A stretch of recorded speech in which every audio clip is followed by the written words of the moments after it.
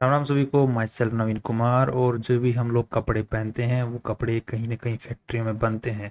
तो वही कपड़े बनाने का काम एक कंपनी करती है जिसका नाम है भंडारी हौजरी एक्सपोर्ट्स। सो ये कंपनी किस तरीके से काम करती है कि जैसे मान के चलिए कोई कंपनी है जिसको कपड़े बेचने हैं बट उसके पास में आज के दिन खुद कपड़े बनाने की फैक्ट्री नहीं है। सो वो कंपनी ऐसी कंपनियों को ऑर्डर देती है और फिर ये कंपनी उस पूरे प्रोडक्ट को डिज़ाइन करती हैं, बनाती हैं और बाद में दूसरी कंपनी को देती हैं। वो अपना ठप्पा लगाते हैं और आगे बेचते हैं। सो इस तरीके से भी मॉडल चलता है। और दूसरे जो तरीके होते हैं वो कंपनी जैसे ये इस तरीके की कंपनियां जो होती हैं वो खुद धागा बन मतलब जो कपड़ा होता है वो कपड़ा भी खुद बनाती हैं, फिर उसकी सिलाई भी खुद करती हैं, फिर उसका कपड़ा बनाती हैं, जो ड्रेस होती है ड्रेस बनाती हैं और फिर आगे उसको सामान बेचती हैं खुद के लेवल पे भी। सो दोनों ही लेवल पे इस टाइप की इंडस्ट्रीज काम करती हैं। उसी टाइप की इंडस्ट्री में काम करने वाली ये कंपनी है जो कि अपना राइट इशू लेकर मतलब मार्केट से और पैसे उठाने वाली है। तो अब यहाँ पर हमें ये पता करना है इस वीडियो में कि ये कंपनी जो कि और पैसे उठाने ये इसको फ्यूचर में इसके शेयर प्राइसेस को ऊपर पुश करने वाला है या फिर ये इसको ज़्यादा कुछ ज़्यादा इफेक्ट नहीं डालने वाला है। तो क्या हमें इसके जो शेयर्स होते हैं वो राइट इशू में जो एक्स्ट्रा शेयर्स मिलने वाले हैं उनको खरीदना चाहिए, या फिर अगर हमें राइट इशू में शेयर्स नहीं भी मिलते हैं तो क्या फिर भी इसका स्टॉक को हमें आज के लेवल पर खरीद लेना चाहिए या नहीं।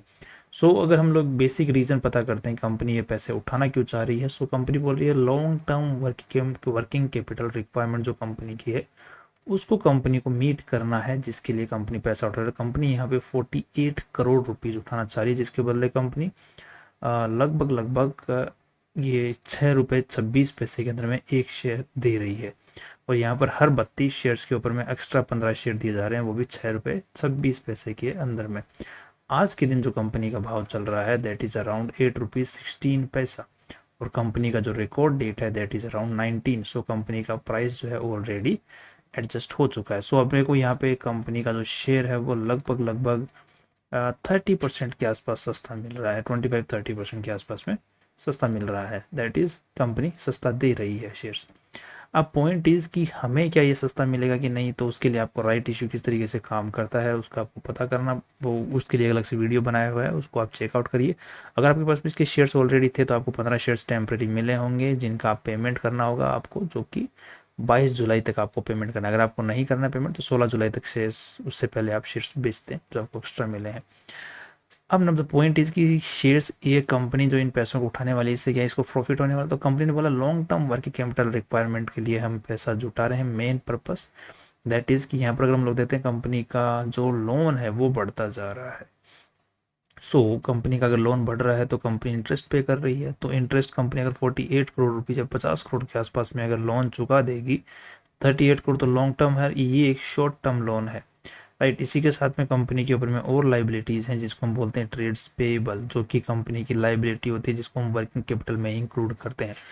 अगर किसी भी तरीके से अगर ये चुका देती है और ये भी चुका देती है तो यहाँ पर अगर हम लोग बोलते हैं कंपनी 30 करोड़ के आसपास में कंपनी लोन अपना चुकाएगी, तो यहाँ पर होगा क्या, कंपनी के जो इंटरेस्ट है पेमेंट है जो कि 11 करोड़ से कंपनी पे किए थे पिछले साल, वो कम चुकाने पड़ेंगे। क्योंकि अगर यहाँ पर बेसिकली अगर देखा जाए तो पिछले साल 94 करोड़ के ऊपर में कंपनी ने इंटरेस्ट चुकाया है, इस साल कंपनी ने 122 करोड़ के ऊपर में चुकाने वाली है। वहाँ से अगर 30 करोड़ कम भी हो जाते हैं तो भी कंपनी के पास में 92 करोड़ के आसपास में बचने वाला है इंटरेस्ट पे करने के लिए। यहाँ पर कंपनी का इंटरेस्ट तो इतना ही रहने वाला है आफ्टर द राइट इशू, क्योंकि यहाँ पे कुछ ज़्यादा इफेक्ट नहीं पड़ने वाला है।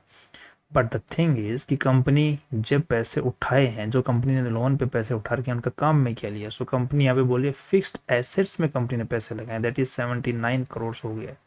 52 करोड़ से 79 करोड़।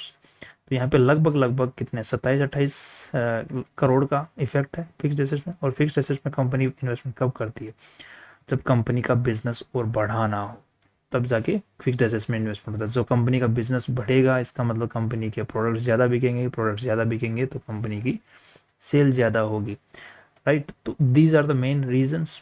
अब यहाँ पर कंपनी का दिख रहा है कि ट्रेड रिसीवेबल्स भी ठीक ठाक हैं, कंपनी फैक्ट्री की साइज बड़ी कर रही है, कंपनी की सेल बढ़ेगी, सेल बढ़ेगी तो यहाँ पे नेट प्रॉफिट्स भी बढ़ने के चांसेस बन रहे हैं। और ये जो इंटरेस्ट है ये भी फिक्स यहीं पर रहने के चांसेस हैं। बिकॉज ऑफ दिस कंपनी का नेट प्रॉफिट्स 7 करोड़ से बढ़ सकते हैं, देर आर चांसेस। अब आज के दिन अगर कंपनी का पी देखा जाए दैट इज 30 का पी है और कंपनी की पूरी साइज ही 196 करोड़ रुपीज़ की, मतलब छोटी कंपनी है।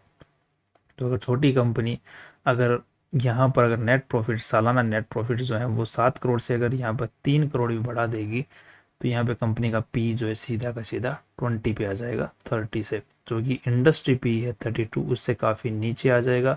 सो दैट शोज की कंपनी इंडस्ट्री के मुकाबले अच्छा कमा रही है, राइट। तो इस ये जो पर्टिकुलर रीज़न है जिसकी वजह से कंपनी का स्टॉक जो है ऊपर की तरफ में जा सकता है, क्योंकि मार्केट में जब ये देखिएगा कंपनी अच्छा कमा रही है, छोटी कंपनी है, मैन्युफैक्चरिंग अच्छी है, और कंपनी जो सेगमेंट आने वाले फ्यूचर में ऊपर ही जाने के चांसेस हैं, तो कंपनी को एक पुश मिलता है, रेपुटेशन मिलती है। तो दीज आर द चांसेस की अब पॉइंट इज कि क्या राइट इशू की वजह से कंपनी को प्रमोशन मिल सकता है। सो डेफिनेटली आई थिंक मिल सकता है, देर आर चांसेस, राइट।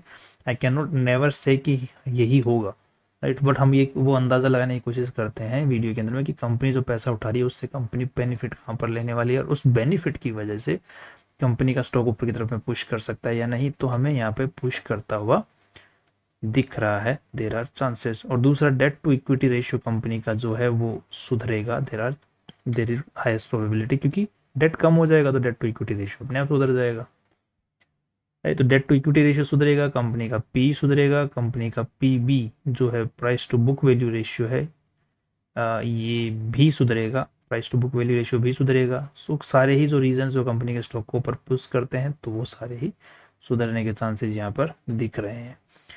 अब कंपनी के अगर एक बार हम चार्ट के ऊपर नजर डालते हैं किस तरीके से कंपनी का स्टॉक ऊपर की तरफ में जा रहा है, तो कंपनी का स्टॉक जो है वो इस लाइन को फॉलो करते हुए ऊपर में जा रहा है, जहां से कंपनी का स्टॉक ने अभी जस्ट सपोर्ट लिया है, और जो लोअर जो कि पीछे का हाई था ये वाला, उस लो हाई को तोड़ते हुए इसने ऊपर जाके वापस यहाँ पर सस्टेन कर रहा है, ऊपर की साइड सस्टेन नहीं कर रहा, बट जस्ट लोअर साइड में सस्टेन कर रहा है। तो यहाँ से अगर एक जंप और लेता है तो कंपनी का स्टॉक हायर हाइज भी बना सकता है।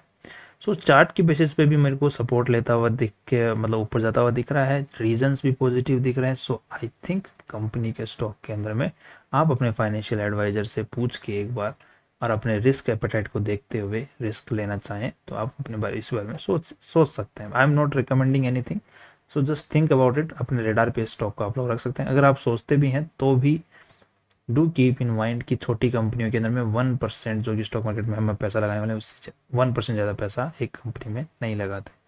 बढ़ेगी तो अच्छा है, नहीं बढ़ेगी तो कम से कम रिस्क तो कम है, right. That's all from my side, and कल फिर मिलते हैं नए इंपॉर्टेंट वीडियो के साथ में। सी यू टुमारो।